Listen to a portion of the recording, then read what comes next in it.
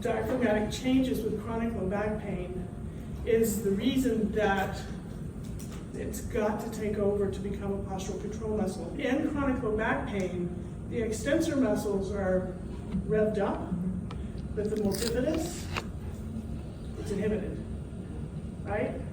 I don't know why that happens. I didn't get to make the design, I just know what we find afterwards.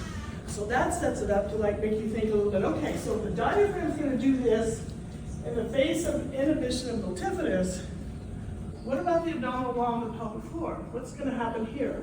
So they didn't look at the pelvic floor in that one, but in this study they did. And they looked at people with non-specific low back pain with and without, okay? They found the same thing in their diaphragm, tidal volume changes with non-specific low back pain versus the regulars. But they also found the pelvic floor had less excursion. The people without low back pain had really good excursions of their abdominal musculature, their pelvic floor, their diaphragm. They all work together in concert. When they have low back pain, actually the pelvic floor has less excursion. And that's the piece we want to kind of get at here because there's a reason for that. So now we're going to look at what this actually looks like with a patient. So you'll get to see kind of what I've been talking about here. So on this side, what they did in this article is they put gas in people. People that had this type of response, that were complaining of bloating and distension, they put gas inside of them.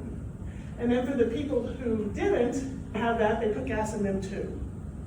Right? They wanted to see what the response would be. They were looking basically for the synergistic response to gas loading in the system. And you can see up here, this is normal. The abdominal wall actually comes in the presence of gas. And the diaphragm is free to move. They're not holding their breath, they're not pushing it down, they're not doing anything with this at all. The abdominal wall moves away from the pain, okay? At the same time, the diaphragm descends, which is inspiration, it's contracting. And if we compare that with Kohler, it's doing the same thing.